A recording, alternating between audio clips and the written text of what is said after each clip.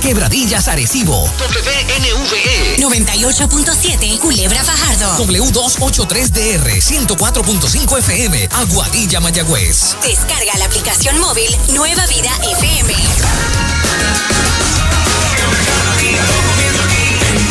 9 de la mañana, hora del reto de los teólogos. Pastora Marlene Arroyo, ¿qué tal? Buenos días. Buenos días para ti, Fernan Moraima. Buenos días, Juan Carlos, y buenos días a toda la audiencia hermosa que siempre está conectada con nosotros aquí en el reto de los teólogos. Y qué manera de comenzar estas preguntas en el día de hoy. Parece que este 2023 viene en fuego, envuelto por el Espíritu Santo. Así que voy a comenzar con Fernan Reyes y esta pregunta interesantísima. Déjeme buscarla por aquí para no... Sí.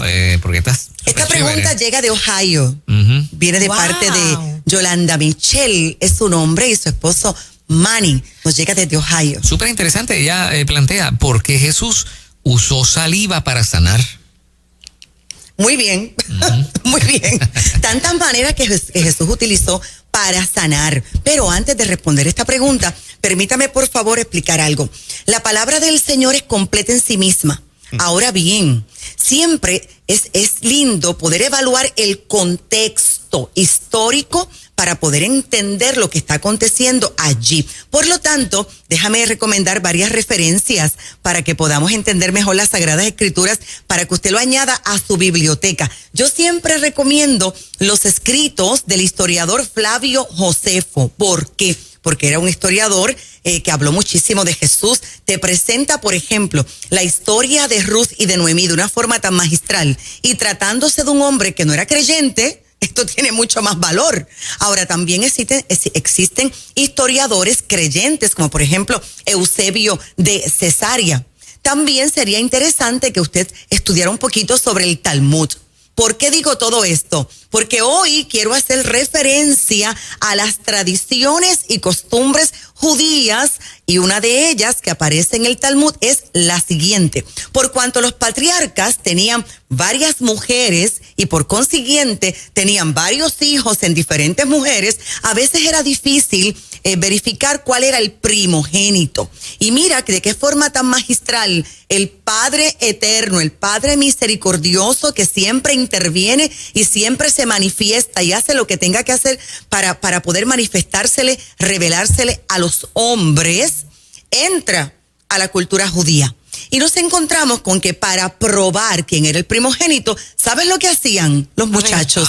Ellos tomaban saliva y ellos colocaban su saliva en la llaga de algún enfermo. Y la saliva que sanara a ese enfermo, ese era considerado el primogénito, y todos ellos entendían que aquí estaba la mano de Yahweh, la mano de Jehová. Con esto dicho y entendiendo un poco de la tradición judía, aquí tenemos nada más y nada menos que a Jesús de Nazaret. Y ahora viene Jesús. Aprovechando ese aspecto de la cultura. Exactamente. Y vamos a hacer un paréntesis aquí, Juan Carlos. No fue porque le dio la gana que puso saliva. No, nada de lo que hizo Jesús opera en la casualidad. Ni en el accidente. Eso quiero decir. Todo fue tan perfectamente planificado. Y vamos a hacer un paréntesis aquí rapidito. A ver. Fíjate que el apóstol Pablo también lo hizo. El apóstol Pablo, conociendo a un Dios tan bondadoso, tan misericordioso, que es capaz de entrar a tu contexto cultural, a tu contexto profesional, para revelarse a tu vida, mira lo que hizo el apóstol Pablo. Inhale y exhale. Llega el apóstol Pablo a un grupo de idólatras, donde ellos son adoradores de dioses, son paganos. Y el apóstol Pablo está buscando la manera de entrar a la cultura de ellos, al entendimiento de ellos, para predicar a Jesús como Señor y Salvador. Así que el apóstol Pablo ve una estatua, y la estatua dice: al Dios no conocido. Y el apóstol Pablo internaliza: voy a actuar igual que mi Padre eterno, voy a entrar al contexto de esta gente. Y el apóstol Pablo dice: de este Dios no conocido es que yo les voy a hablar. Y les voy a hablar de uno que ustedes no conocen, pero que ustedes anhelan conocer. Les voy a hablar de Jesús. Y les presenta a Jesús. Es obvio, todos lo sabemos, que por favor, no somos idólatras, no creemos en imágenes, sabemos obviamente que eso era Jesús. Lo que quiero que veas es cómo Pablo, al igual que el Padre Eterno, utiliza el contexto tradicional y cultural para revelar a Jesús como Señor y Salvador. Magistral. Impresionante. O sea, que para nosotros es extraño, pero para ellos entendieron de lo que se trataba. Exactamente. Sí. Es por eso, Fernán, tan importante entender el contexto, para poder ver más aún la grandeza del Maestro, la grandeza de Jesús, y subrayo en esta mañana la palabra Maestro. Ahora, cierro paréntesis y continúo. Ahora tenemos en 3 ocasiones, 3 significa precisamente Trinidad, Elohim. En 3 ocasiones a Jesús sanando enfermos, haciendo uso de su saliva. Pero la más impresionante que he escogido es la siguiente. Juan capítulo 9, verso 1 en adelante, y quiero leer un poquito de las Sagradas Escrituras. Dice aquí la palabra del Señor. Voy a entrar en el verso número 9 de Juan capítulo 9. Aquí tenemos a un hombre que Jesús ha sanado con saliva. Y después de la sanidad, escuche esto, unos decían, sí, es él. Otros decían, no es él, aunque se le parece. Pero él mismo decía, sí, yo soy. Entonces le preguntaron, ¿y cómo es que ahora puedes ver? Y él les contestó, ese hombre que se llama Jesús hizo lodo, me lo untó en los ojos y me dijo, ve al estanque de Siloé y lávate. Yo fui y en cuanto me lavé, pude ver. Entonces le preguntaron, están los fariseos preguntando, ¿dónde está ese hombre? Y él dijo, yo no sé. Verso 13, el día en que Jesús hizo el lodo y devolvió la vista al ciego, era sábado. Por eso llevaron ante los fariseos al que había sido ciego. Y ellos le preguntaron, vamos otra vez, ¿cómo era que ya podía ver? Y él les contestó, me puso lodo en los ojos, me lavó y ahora veo. Segunda explicación, algunos fariseos dijeron, pero es que el que hizo esto no puede ser de Dios porque no respeta el sábado. Pero otros decían, pero ¿cómo puede hacer estas señales milagrosas si es pecador? Y había división. Luego sigue avanzando la lectura, que a causa del tiempo no te lo voy a leer, pero usted léalo de asignación. Van hasta donde sus padres para preguntarle, pero ¿de verdad que este muchacho nació ciego? Pero ¿y cómo fue esto? Porque ellos están completamente aturdidos. No porque Jesús hizo un milagro. No es el primer milagro que hizo Jesús. No es la primera sanidad que hizo Jesús. Es porque ellos están confusos. Porque ellos en su tradición, ellos están diciendo, Dios mío, pero es que este hombre se está conduciendo como si fuera un primogénito. Porque solamente un primogénito con su saliva puede operar en un milagro como este. Ahora, vamos avanzando en esta hora. Jesús ahora habló algo más. No solamente Jesús está probando, yo soy el primogénito, y yo soy el Mesías, y yo soy el Hijo de Dios, y puedo operar en milagros, en maravillas, en sanidades con mi saliva. Esto es impresionante. Sino que Jesús también está aquí hablando de la ceguera espiritual, y ratifica algo, que el que no cree en él, a pesar de que el Padre le está revelando a Jesús, es un ciego hablando espiritualmente. Y entonces los fariseos habían visto, pero no querían creer, no querían entender, y esto obviamente se le cuenta como pecado. Pero para darte un poquito de más información, Marcos capítulo 8, puede leer de asignación los versos 22 al 26. Aquí tenemos a otro ciego sanado con saliva. ¿Y cómo lo hace Jesús en esta oportunidad? Ahora Jesús no tomó saliva, no. Jesús le escupió los ojos. Quiero que en esta preciosa mañana del Padre. Qué tártaro, diría mi papá, qué tártaro. Qué barbaridad. Jesús le escupió los ojos. Y luego que le escupió los ojos, entonces le impuso las manos. Lo interesante es que no vemos aquí a nadie, al muchacho ofendido, porque Jesús le escupió los ojos. Vuelva a lo mismo. Tradición judía. Utilicemos como referencia el Talmud para entender la mentalidad de los fariseos y de esta gente en esta época histórica. Ahora, vamos acá a la revelación. En este milagro, Jesús no solamente le quiso probar a los judíos que él es el primogénito de Dios en el espíritu, sino que quiso probar algo más, que todo aquel que no lo acepta a él y todo aquel que no tiene fe en él es un ciego espiritual. Es decir, ¿qué es un ciego espiritual? que es incapaz de poder ver y discernir el mundo espiritual. Voy avanzando, que esto es toda una predicación impresionante y emocionante. Tremendo. Es por eso que cuando le escupe los ojos y le impone las manos por primera vez, él no queda sano totalmente. Y alguien podría preguntarse, pero ¿por qué como que Jesús no lo hizo todo de un golpe? Cuando Jesús le pregunta, ya, ¿puedes ver? Y él dice, bueno, veo, pero veo borroso, yo veo los hombres como si fueran árboles. Y esto es maravillosamente profético. Cristo es representado como una vid y por un olivo. Y nosotros, los creyentes, somos representados como higueras. Y es así, cuando nosotros recibimos el Espíritu Santo de Dios, aceptamos a Jesús como único Señor y Salvador, como podemos ver el mundo espiritual. Claro, lo vemos como un muerto en el espíritu jamás puede ver el mundo espiritual. Pero ahora bien, los muertos espiritualmente pueden ver terrenalmente. Los recién convertidos comienzan a ver en una dimensión, pero conforme tú vas creciendo en la fe, tu mirada espiritual comienza a ser mucho más aguda y mucho más entendida. Es por eso que Jesús vuelve a imponerle las manos y ahora este hombre puede ver claramente. Lea por favor Marcos 8:27. Y finalmente, para que sepas, la tercera ocasión, en Marcos 7:31 al 37, allí vemos el tercer milagro de Jesús utilizando la saliva. Esto fue impresionante, porque ahora es un sordomudo. Ahora no solamente no habla, y obviamente porque no escucha, sordomudo. ¿Y sabe lo que hizo Jesús?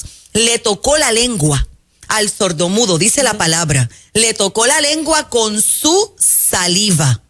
O sea, Jesús tomó de su saliva, le tocó la lengua al sordomudo, y dice la palabra del Señor que inmediatamente la ligadura, la atadura que había en la lengua de ese hombre se soltó y comenzó a hablar inmediatamente. Ahora, ceguera, sordera y mudez. Tres cosas que Jesús sanó con el poder de su saliva. Y termino a causa del tiempo. Y esas siguen siendo hoy, año 2023, las mismas enfermedades espirituales más comunes en la fe. Gente que no ve en el espíritu, gente que no escucha en el espíritu y gente que no puede hablar correctamente, hablar en el espíritu. Así que Jesús no solamente actuó, no solamente habló, no solamente enseñó revelaciones, sino que Jesús entró a las tradiciones, a las costumbres, a las creencias de esta gente para revelarse como Señor y Salvador. Y esto es una gran enseñanza para terminar, porque como decía Fernán, hoy nosotros tal vez no entendemos muchas cosas, pero el Señor se les revela a brujos, santeros, espiritistas. El Señor se les revela a adúlteros, a fornicarios, a borrachos, a cualquier tipo de pecado. Y el Señor utiliza su contexto para revelársele como Señor y Salvador. Y nosotros acá, bueno, continuaremos quedándonos asombrados por las proezas de nuestro Señor. Demasiado. Excelente, wow. Santo Jesús. Eso fue el aperitivo. Buenísimo. Exactamente. No, y vamos ahora contigo, Moraima, porque quiero enlazar esta primera pregunta con esta segunda, que también tiene que ver con Jesús entrando al contexto cultural y tradicional de la época. Pues alguien le envía, te la hago rapidito. Claro que sí. ¿Qué tú crees que fue lo que escribió Jesús en el piso mientras estaban apedreando, querían, ¿verdad?, sacar del medio a la mujer adúltera? Muy bien. Antes de ir allí, voy a hacer un paréntesis. Hablando de contextos y todo esto. A veces, ¿verdad?, la Biblia es acompañada, repito, por otros elementos. Y está bien, pero algunos elementos están equivocados. Y una de las confusiones más grandes es que la mujer adúltera era la misma María Magdalena. ¿De dónde sale esto? Esto sale de las películas. Y gloria a Dios por las películas, y gloria a Dios por el arte, y gloria a Dios por las pinturas, y gloria a Dios cuando todo se hace correctamente. Pero quiero corregir que María Magdalena y la mujer adúltera son dos personas completamente distintas conforme a las Sagradas Escrituras, pero tradicionalmente se dice que María Magdalena, pues, salieron 7 demonios de ella y que era la mujer adúltera. Con eso aclarado, cierro paréntesis. Esta historia aparece en Juan, capítulo 8, versículo 3 en adelante, y comienzo leyendo. Los maestros de la ley y los fariseos, no fue cualquier tipo de persona, maestros de la ley y fariseos llevaron entonces a una mujer a la que habían sorprendido cometiendo adulterio, la pusieron en medio de todos los presentes y dijeron a Jesús, maestro, esta mujer ha sido sorprendida en el acto mismo de cometer adulterio. Vaya analizando conmigo, la vieron cometiendo adulterio allí en el acto mismo. ¿Y quiénes están acusándola? Maestros de la ley y fariseos, y se la llevan, y que a Jesús, ¿por qué no la habrán llevado al sumo sacerdote, verdad? Y dice el verso 5, en la ley Moisés nos ordenó que se matara a pedradas a esta clase de mujeres. Bajito, bajito. Y si la ley lo dice, ¿por qué no lo hicieron, verdad? Ok. ¿Tú qué dices? Y dice el verso 6, ellos preguntaron esto para ponerlo a prueba y tener así de qué acusarlo, pero Jesús se inclinó y comenzó a escribir en la tierra con el dedo. Luego, como seguían preguntándole, se enderezó y les dijo, aquel de ustedes que no tenga pecado, que tire la primera piedra, y volvió a inclinarse y siguió escribiendo en tierra. Y en el verso 9 usted ve algo asombroso. Ellos comenzaron a irse. Los primeros en hacerlo fueron los más viejos, los más entendidos. Y cuando Jesús se encontró solito con la mujer que se había quedado allí, dice el 10, se enderezó y le preguntó, mujer, ¿dónde están? ¿Ninguno te ha condenado? Ella dijo, ninguno, Señor Jesús, tampoco te condeno yo. Ahora, vete y no vuelvas a pecar. Esta es la historia. Vamos al contexto histórico de la época.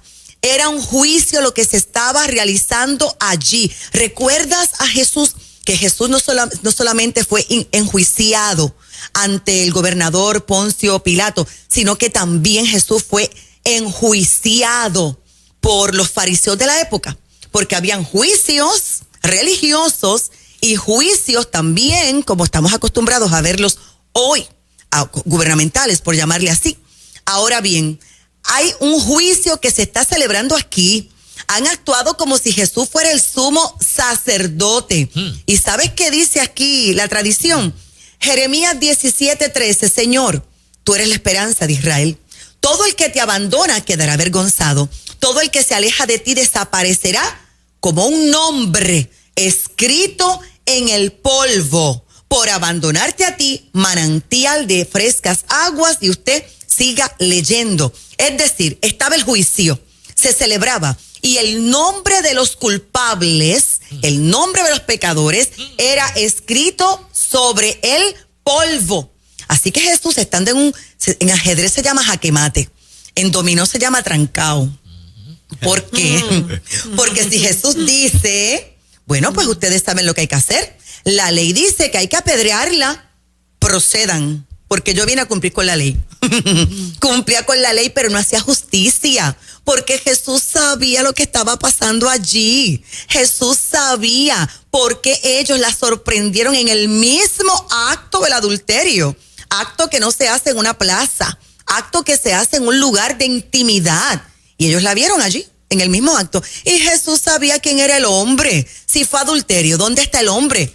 Solamente se le enjuicia a ella. Ellos sabían todo. Y Jesús, si la apedreaba, cumplía con la ley, pero no era justo. Y tenemos un Dios justo. Y si Jesús allí decía, no, vamos a soltarla, y estas son mis razones, era adúltera, entonces lo iban a acusar por no cumplir con la ley. Así que el perfecto de los perfectos entró al contexto tradicional y comienza a mirar al primero, lo miró y escribió sobre el polvo. Wow. Y te miro a ti, segundo, culpable, sobre el polvo. Él no decía nada. Él escribió sobre el polvo. ¿Qué escribía Jesús en el polvo? En el polvo, los nombres de los culpables. Es por eso que dice la Biblia, comenzando con los más viejos, con los más entendidos, con los más conocedores. Esos fueron los primeros que se fueron y soltaron la piedra hasta que se quedó solito con ella y terminó. O sea que igual que con la saliva, en este caso, era un método conocido. Exacto, de juicio. Escribir los nombres de los pecadores en polvo. Y wow. Jesús acudió a lo que ellos entendían para que entendieran mejor Sí, que ellos eran los interesante. culpables. Por eso Entonces, no tuvo que hablar, ellos sabían. Ellos sabían. Ajá. Y solamente con verlo actuando de esa manera, soltaron la piedra y no la acusaron. Wow. No tenían autoridad para eso. Qué tremendo. Ahora, Jesús lo continúa haciendo. Ajá. Hoy año 2023. Jesús todavía sigue levantando del polvo de la tierra a las víctimas del sistema religioso. Y Jesús todavía sigue señalando al sistema religioso que no restaura, que no levanta, que no perdona, sino que deja a la gente sobre el polvo de la tierra. Falta la pregunta del teólogo que escribe, y esa me corresponde a mí hacerla, Sí. pero tenemos un compromiso comercial. Vamos al ¿Cómo break no? y regresamos. Eso es, no te muevas. Excelente. Está bueno esto esta mañana. El reto de los teólogos. Eres